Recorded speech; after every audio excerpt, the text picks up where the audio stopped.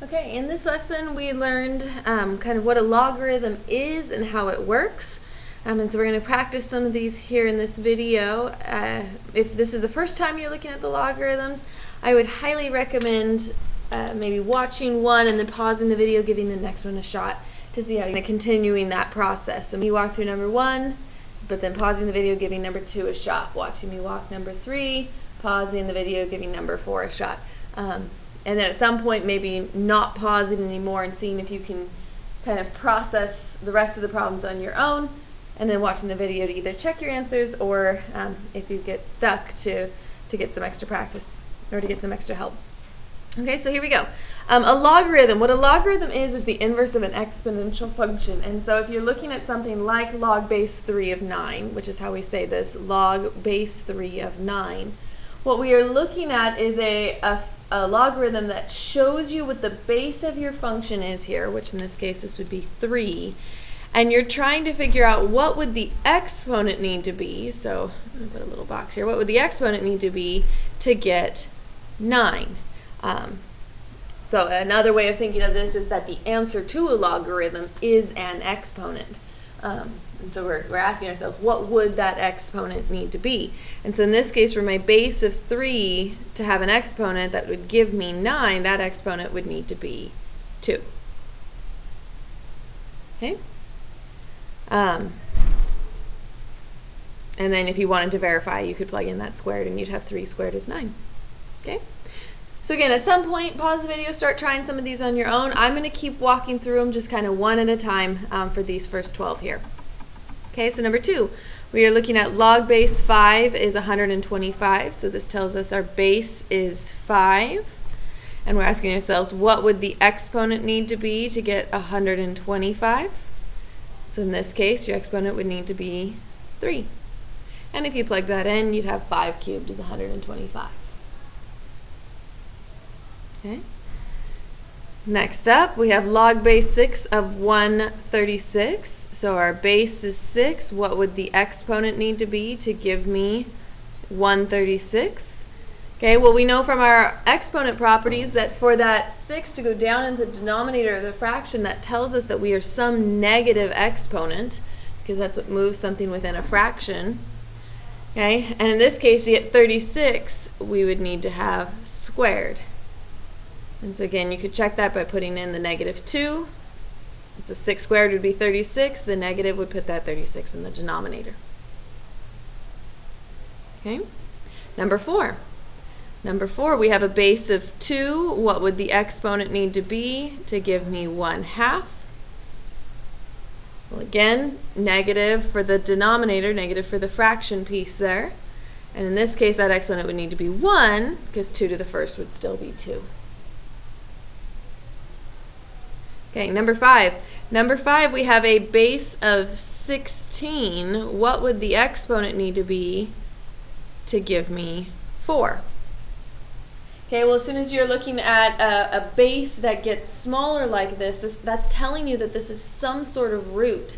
And so potentially speaking in this case, that might be a square root or a 4th root, because 16 has both of those.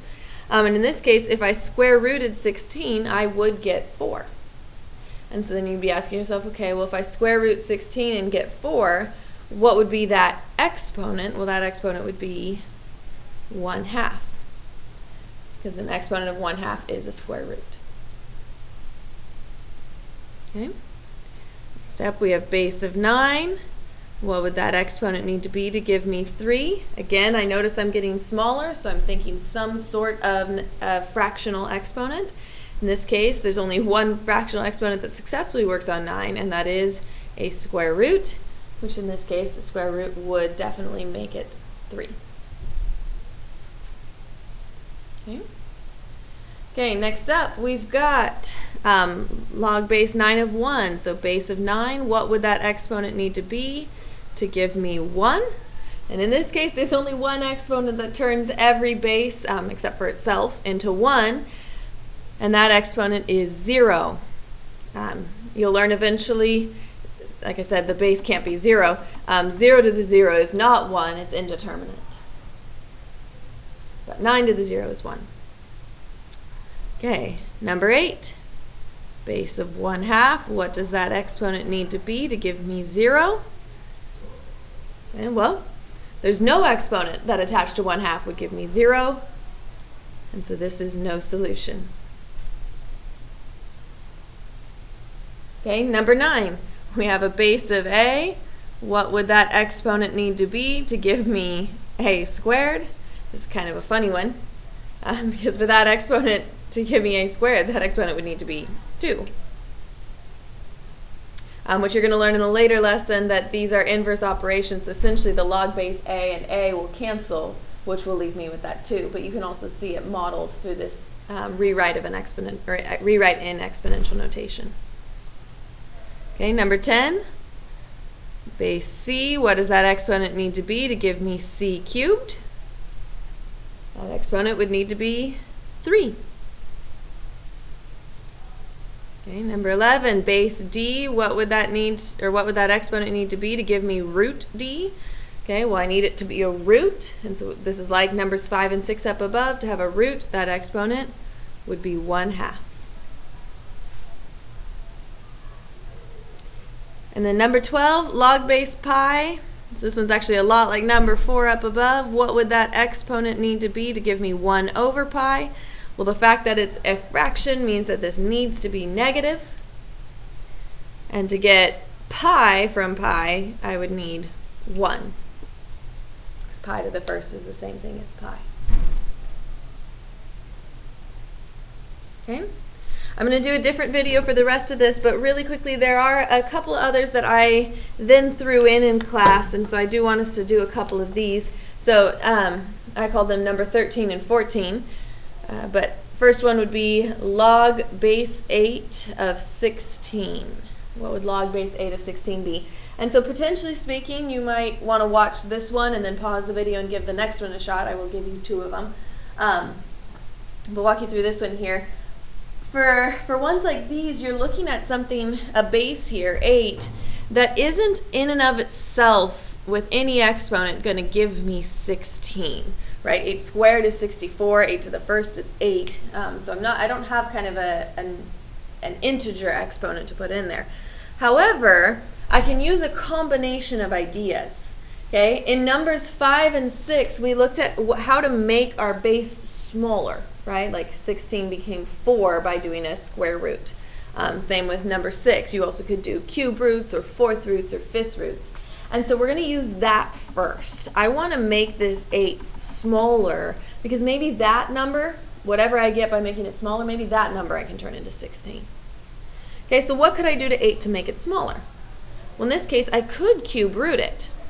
Right? If I cube rooted it, which would be a 1/3 exponent, that base would now become 2. Okay? Well, and can 2 become 16 through some exponent? Yeah. 2 to the 4th is 16, and so my exponent ends up being 4/3. 4 for the raising to the power of 4, and the 3rd for the cube root. Okay? So let me go ahead and give you one here. Let's do log base 16 of 64. Okay, go ahead and pause the video, give this one a shot, restart it when you're ready. Okay, so I want 16 to some exponent to end up being 64.